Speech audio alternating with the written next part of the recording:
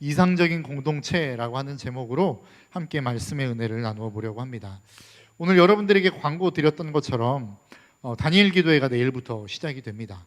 1일부터 언제나 11월 1일부터 22일까지 요일과 상관없이 진행이 되는 기도회입니다. 제가 처음 다니엘 기도회를 접했던 것이 2016년이었고요. 그리고 교회에서 본격적으로 다니엘 기도회를 진행했던 게 2017년도였습니다.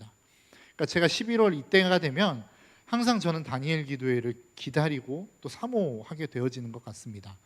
왜냐하면 제가 너무나도 힘들고 지쳐 있을 때, 자존감이 막 바닥을 치고 있을 때에 이 다니엘 기도회를 통해서 회복되었던 회복을 경험했기 때문에 그렇습니다.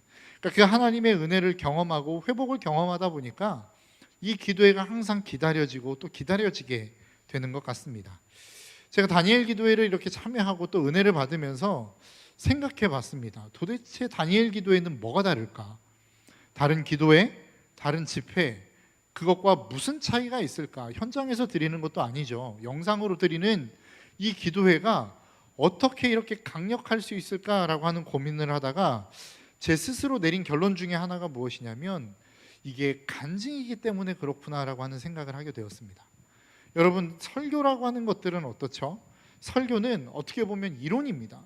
하나님이 무엇을 기뻐하실까? 하나님이 우리에게 요구하시는 삶은 무엇일까?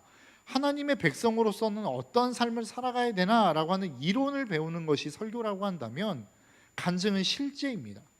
그 말씀대로 살았더니 어떤 결과물이 나왔다라고 하는 것을 이야기하는 것 아니겠습니까?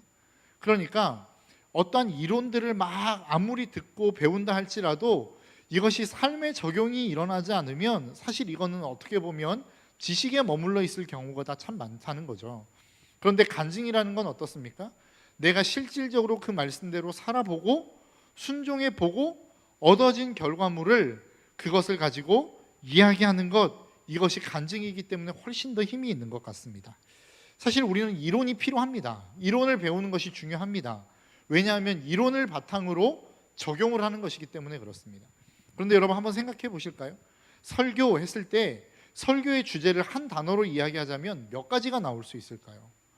기도, 말씀, 성령, 순종, 봉사, 헌신, 이런 단어들로 쭉 나열해서 주제를 찾아보자고 한다면 추리면 한 10가지가 안 될 것 같습니다. 그러니까 더 많은 이야기들을 하는 것 같지만 결국은 이 10가지 내외 안의 주제를 가지고 이론을 우리는 배우는 겁니다. 그러니까 사실 우리가 하나님의 말씀을 따라 살아간다라고 했을 때 말씀을 몰라서 순종하지 못하는 경우는 별로 없는 것 같습니다.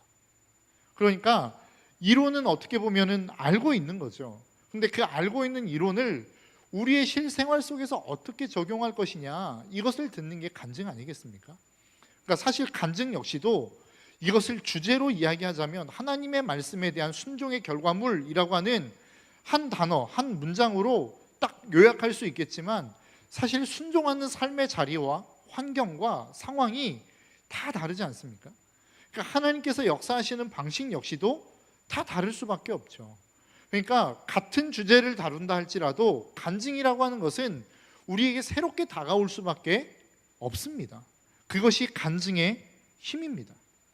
그런데 여러분, 간증이라는 것을 하는 것은 참 쉽지 않은 것 같습니다. 간증을 들으라고 하면 너무나도 재미있고 쉽게 들을 수 있겠지만 간증을 제가 이 자리에 계신 분들 아니면 온라인에서 지금 예배드리고 있는 우리의 모든 분들에게 이번에 오셔서 한 10분 정도만 간증해 주시겠습니까? 라고 부탁하면 흔쾌히 알겠습니다 라고 이야기할 수 있는 사람은 많지 않은 것 같아요. 왜 그럴까요? 간증이 사실은 쉽지 않기 때문에 그렇습니다. 왜 쉽지 않을까요? 간증은 무엇을 이야기하는 것이죠? 승리에 대한 이야기를 하는 겁니다. 내가 하나님의 말씀대로의 이러한 삶을 살았으니 하나님이 우리에게 이러한 승리를 주셨습니다 라고 하는 승리에 대한 간증을 하는 것이 주된 내용이기 때문에 그렇습니다. 그런데 여러분들의 삶을 한번 되돌아볼까요? 여러분들의 인생 속에서 내 삶에 이러이러한 승리를 가졌습니다 라고 할 수 있을 만한 이야기거리들이 많으신가요?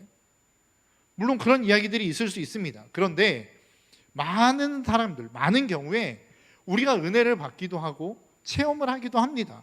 그러면 모든 것을 다 할 수 있을 것 같은 느낌이 듭니다. 은혜 받았으니까 이제 내가 변할 수 있어.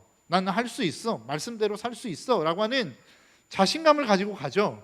그런데 삶의 자리로 돌아가 보면 어떻습니까? 그 결단들이 너무나도 쉽게 무너지는 것을 봅니다. 그러니까 내가 은혜를 받았다 할지라도 이것을 쉽사리 간증할 수 없는 이유는 삶의 자리로 돌아가면 너무나도 쉽게 무너지는 나의 모습을 보면서 내가 과연 승리할 수 있다라고 이야기할 수 있는가라고 하는 의문점을 갖기 때문에 간증에 대한 어떠한 부탁을 받았을 때 선뜻 간증하겠습니다라고 이야기하는 경우들이 많지 않습니다. 오늘 본문에 등장하는 모세도 아마 그랬을 것 같습니다. 여러분, 모세가 지금 오늘 본문이 나오기 이전에 어떤 경험들을 했죠? 10가지의 재앙을 통하여 하나님의 능력을 맛보았습니다. 그리고 홍해가 갈라지는 것들을 보았어요. 쓴물이 단물이 되어지는 것들을 봤어요. 반석에서 물이 나는 걸 봤어요. 만나와 메추라기가 하늘에서부터 내려오는 것들을 봤어요. 그리고 한 번도 전쟁해보지 못했던 노예로 평생을 살아왔던 사람들이 아말렉의 군대와 전쟁에서 승리하는 경험들을 했었습니다. 그러니까 이 이야기는 무엇입니까? 인간적인 능력, 인간적인 생각으로 절대 불가능할 것 같았던 일들을 이스라엘 백성들은 눈으로 보고 경험하는 상황들을 봤던 겁니다. 이것이 누구를 통하여 일어났습니까? 모세를 통하여 일어났습니다.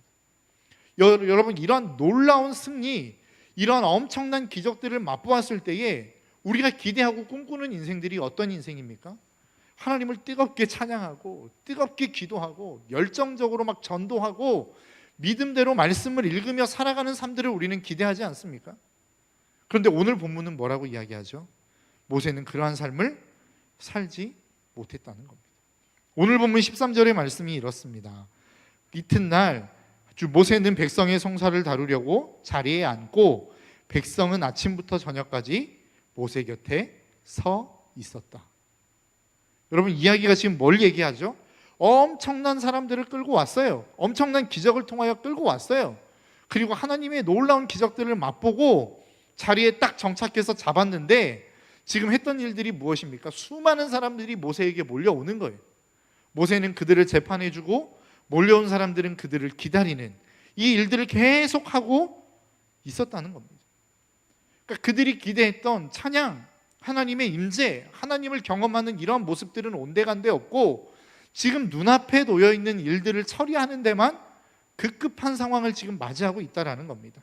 그리고 난 다음에 더 나아가 이 모습을 본 이드로가 얼마나 힘들어 보였는지 오늘 본문 18절에서는 이렇게 이야기합니다. 이렇게 하다가는 자네뿐만 아니라 자네와 함께 있는 이 백성도 아주 지치고 말 걸세. 이 일이 자네에게는 너무 힘겨운 일이어서 자네 혼자서는 할 수 없네. 여러분, 이 장면을 좀 한번 머릿속에 그려보십시오.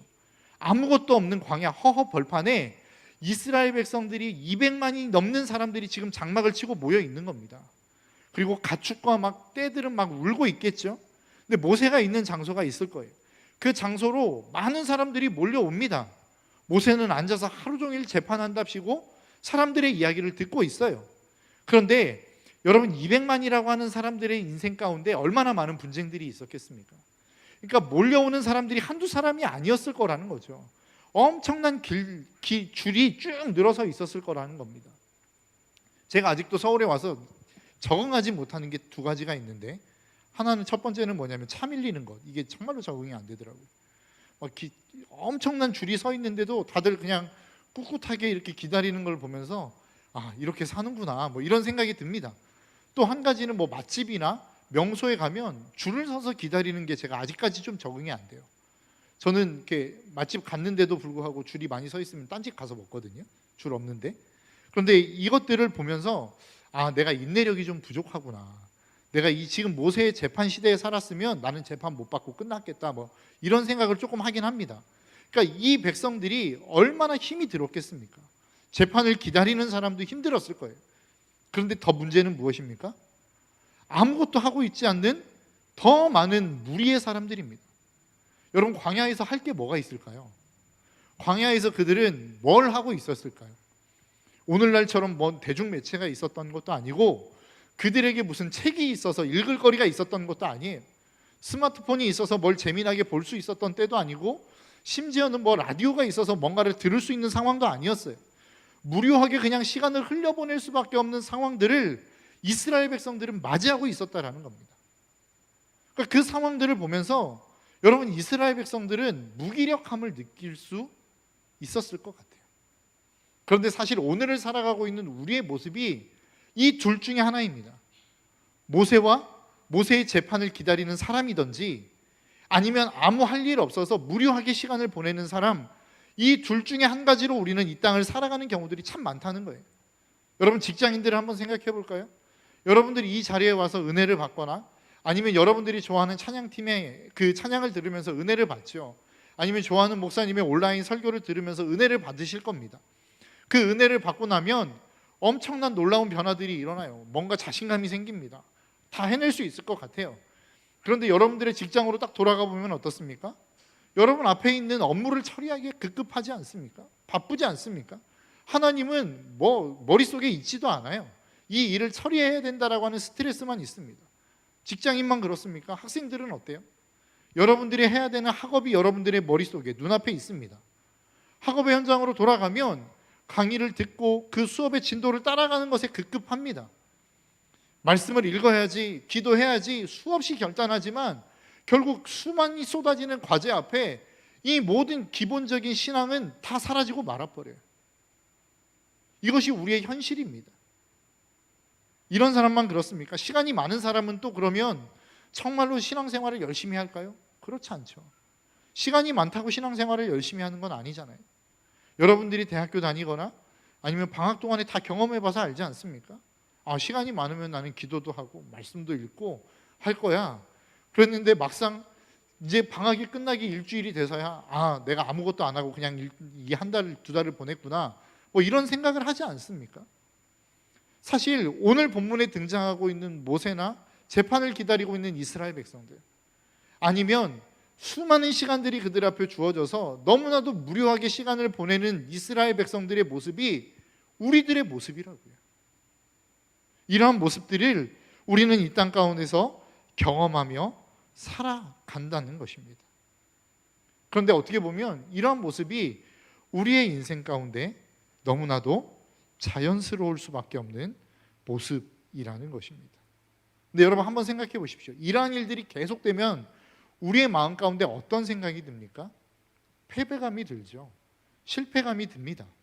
내가 이 정도밖에 안 되나라고 하는 회의감이 듭니다. 우리의 모습 속에서 신앙생활하며 아마도 한 번쯤은 이런 생각들을 해보셨을 거예요.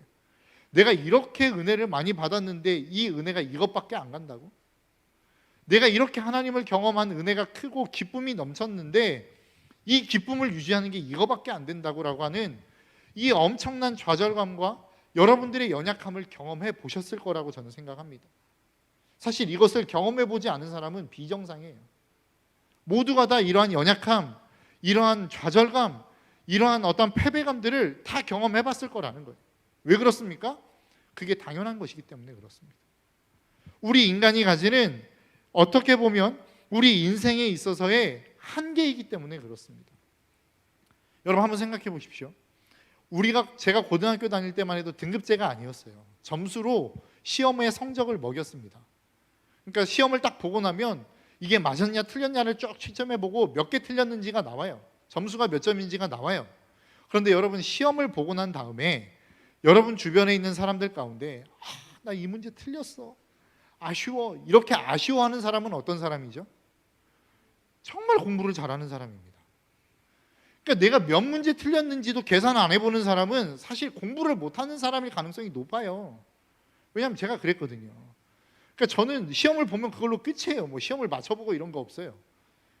왜냐하면 여러분 내가 한두 개 틀린 것 때문에 아쉬워한다라는 거는 뭐예요? 그만큼 내가 이 점수를 잘 받고 싶다라고 하는 그 성공에 대한 어떠한 시험을 잘 보고 싶어하는 열망의 표현입니다. 그러니까 아쉬운 거는 누가 아쉬워요? 내가 정말로 시험을 잘 보고 싶은 사람이 아쉬운 거예요. 우리의 신앙도 저는 마찬가지라고 생각합니다. 여러분 누가 실패감을 느껴요? 누가 패배감을 느껴요? 누가 이 신앙생활하면서 나는 이 정도밖에 안 되나라고 하는 좌절감을 느끼냐고요. 신앙생활을 열심히 하는 사람이 그것을 느끼는 거예요. 신앙생활에 대해서 전혀 관심 없는 사람, 신앙생활이 뭔지 정말로 단 일도 고민하지 않는 사람, 어떻게 해야 내가 신앙생활을 잘 할 수 있을까라고 하는 고민이 일도 없는 사람은 신앙에 대한 패배감이 있을 수 없어요. 신앙에 대한 좌절감이 있을 수 없어요. 신앙에 대해서 내가 이 정도밖에 안 되나라고 하는 자기의 한계를 느낄 수 없다고요. 누구만 이것을 누릴 수 있어요? 내가 정말로 신앙생활을 잘하고 싶다라고 열망하는 사람들만이 이 신앙에 대한 패배감과 이 신앙에 대한 좌절감을 느낄 수 있는 거라고요. 여러분 한번 생각해 볼까요? 그러면 정말로 이 말하고 있는 이것이 이야기하고 있는 신앙의 패배감, 신앙의 좌절감이 나쁘기만 합니까? 그렇지 않죠. 좋은 것입니다. 여러분 한 5년 전인가 JTBC에서 그 서장훈이라고 하는 지금은 방송인이죠. 그 사람이 말하는 대로라고 하는 프로그램에 나와서 자기가 운동했던 그 운동을 어떻게까지 운동했는지를 이야기하는 내용이 있습니다. 저도 유튜브에 이렇게 짤로 돌아다니는 것을 보면서 야 정말 대단한 사람이다라고 하는 생각을 하게 됐어요. 서장훈이라고 하는 사람이 15년 동안 농구 프로농구 선수를 하면서 그가 얻었던 총 득점이 13,231점이랍니다.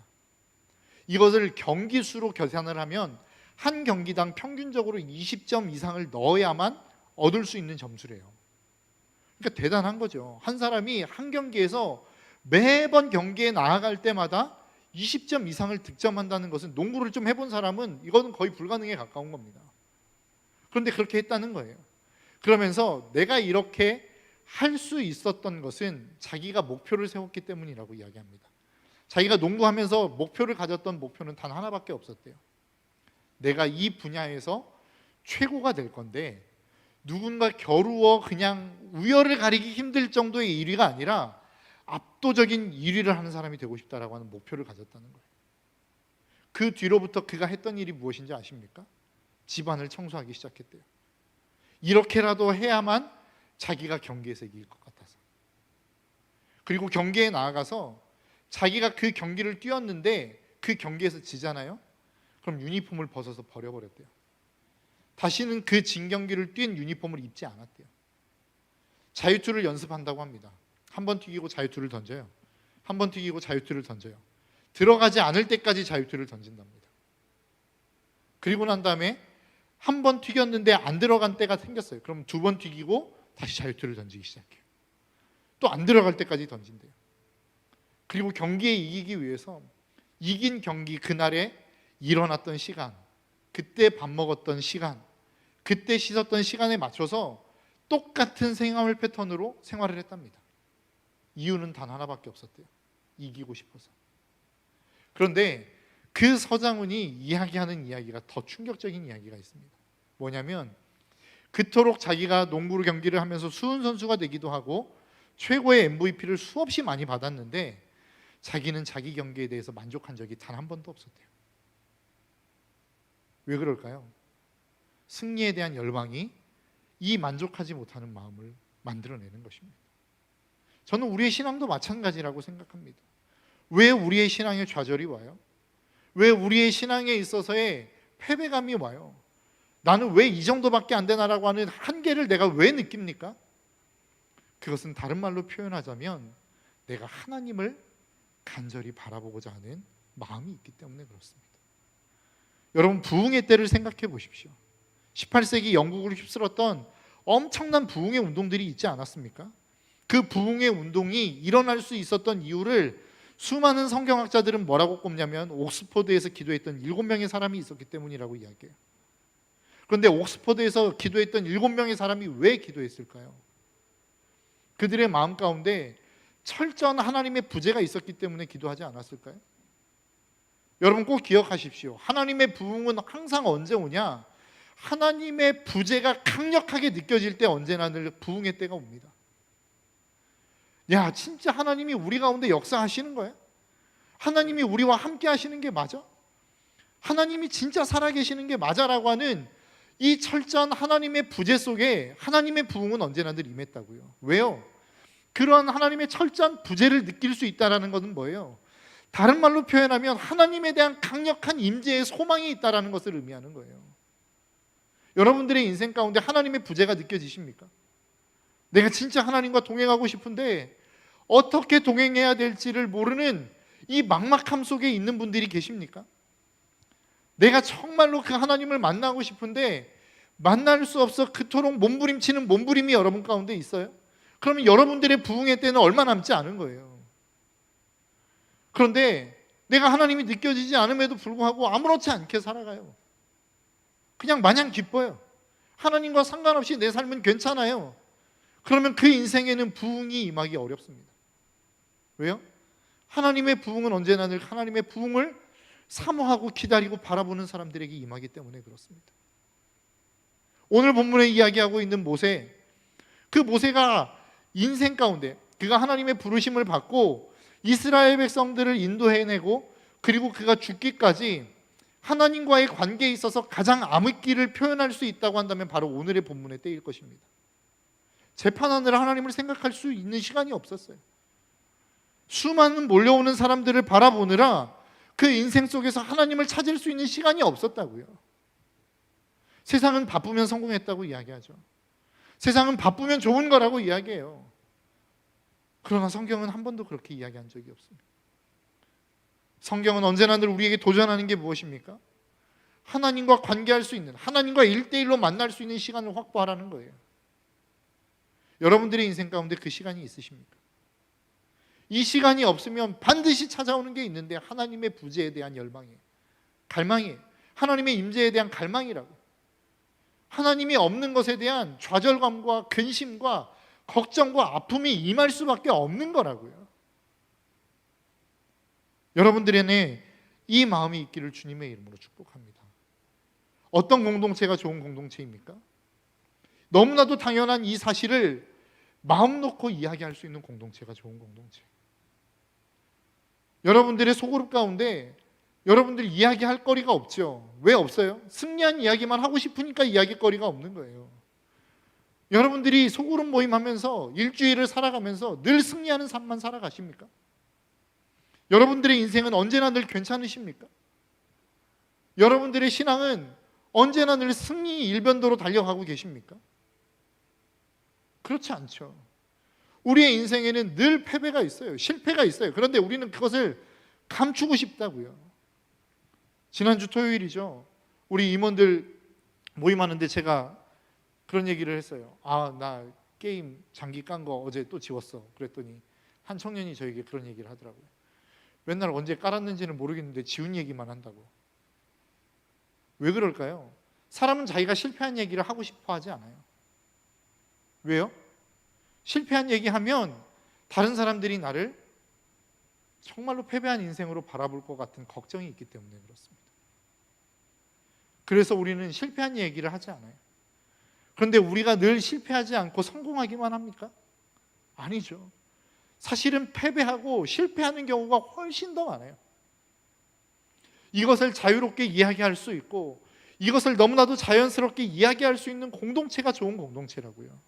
여러분 오늘 본문에서 이드로가 나와서 모세에게 뭐라고 이야기합니까? 너 그렇게 하면 안 돼 라고 이야기해요. 근데 모세를 한번 생각해 보십시오. 모세가 어떤 사람이에요? 출애굽기 7장 1절에 보니까 하나님이 모세에게 뭐라고 이야기하시냐면 주께서 모세에게 말씀하셨다. 보아라, 나는 내가 바로에게 하나님처럼 되게 하고 너의 형 아론이 너의 대언자가 되게 하겠다. 하나님이 모세에게 약속했어요. 내가 바로 앞에 가면 너를 하나님 보듯이 내가 너를 보게 해줄게. 그 당시에 바로는 어떤 사람이에요? 그 근동을 제패하고 있는 제국의 황제였다고요. 스스로가 신의 아들이라고 칭할 만큼 절대적인 권력을 가지고 있었던 사람이에요. 그 앞에서 너를 하나님과 같이 되게 해주겠다는 거예요. 그러면 평생을 노예로 살았던 이스라엘 백성들에게는 어땠을까요? 더 그랬겠죠. 더 하나님 같았겠죠. 그런데 그 하나님과 같았던 모세에게 와서 이드로가 오늘 본문 17절에서 20절 뭐라고 이야기합니까? 모세의 장인이 그에게 말하였다. 자네가 하는 일이 그리 좋지는 않네. 그 하나님과 같이 바라보고 있는 모세, 불만이 있어도 그 어느 누구 하나 토를 달 수 없었던 모세에게 와서 장인이 뭐라고 이야기하냐면 너 잘못하고 있는 거야. 이야기하고 있다고요. 똑바로 해. 이야기하고 있다고요. 저는 우리 공동체가 좀 그런 공동체가 될 수 있었으면 좋겠어요. 여러분, 모든 사람이 모든 분야에, 한 사람이 모든 분야의 전문가가 될 수 있습니까? 없죠. 분명히 연약한 부분이 있고 부족한 부분이 있고 안 되는 부분이 있다고요.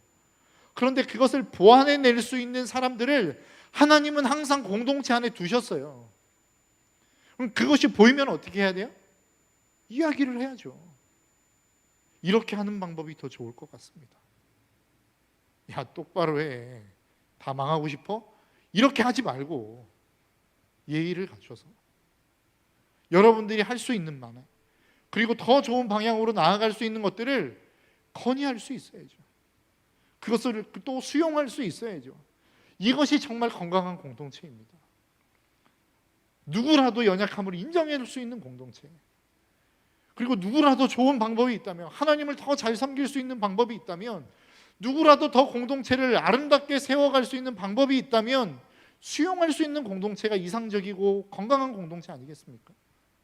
모세가 그것을 수용해 버려요. 감히 내가 어떤 일들을 행했는데, 내가 기적 행한 거 못 봤어? 당신 정도가 와서 나에게 충고할 수 있을 만한 그런 사람이 아니야. 모세는 이렇게 이야기하지 않았어요. 그것을 그대로 받아들입니다. 그리고 그것을 적용합니다. 저는 우리 공동체가 그런 공동체가 될 수 있었으면 좋겠어요. 여러분, 이제 한 해가 지나고 2021년 우리 임원들, 리더들이 정말로 고생을 해서 우리 청년들을 잘 섬겨주었습니다. 그리고 내년을 섬겨갈 우리 또 임원과 리더들을 뽑아야 돼요. 그러면 우리 공동체는 어떤 공동체가 돼야 돼요? 서로가 서로를 보완해 주는 공동체가 되어야죠. 임원 뽑혔으니까 이제 너희들이 알아서 해. 이런 공동체는 절대 건강해질 수 없습니다. 리더? 너니까 네가 다 알아서 해. 정말로 좋은 공동체는 뭐예요?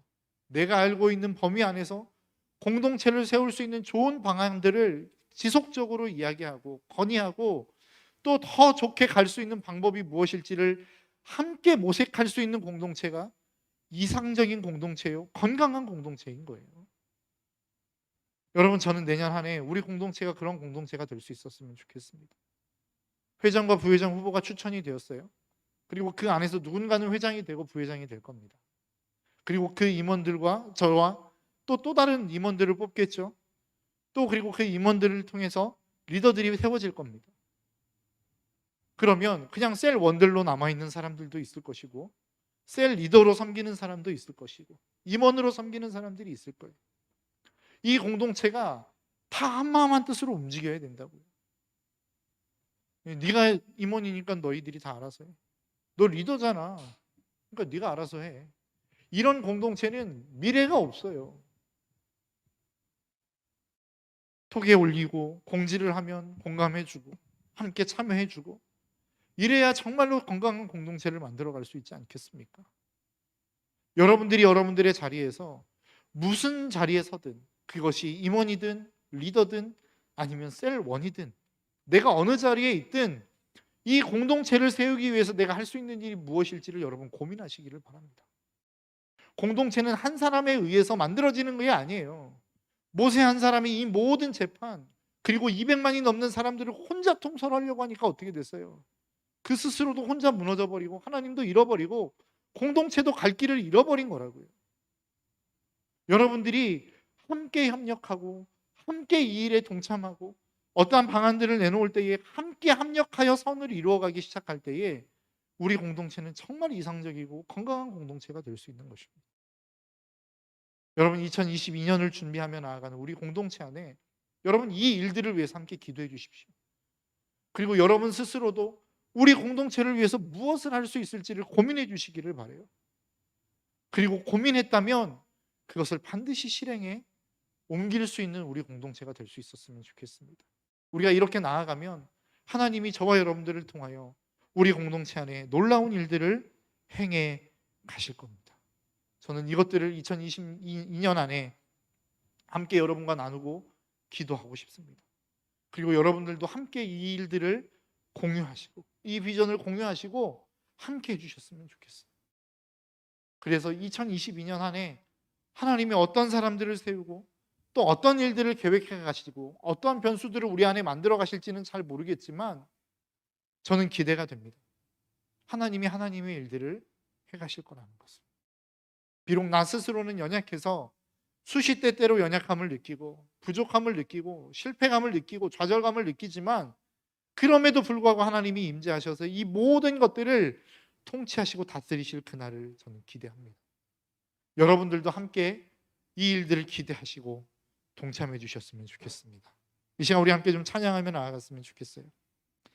기대라고 하는 찬양인데요, 우리를 통해서 하나님께서 행하실 놀라운 일들을 우리가 함께 기대하며 나아갔으면 좋겠습니다.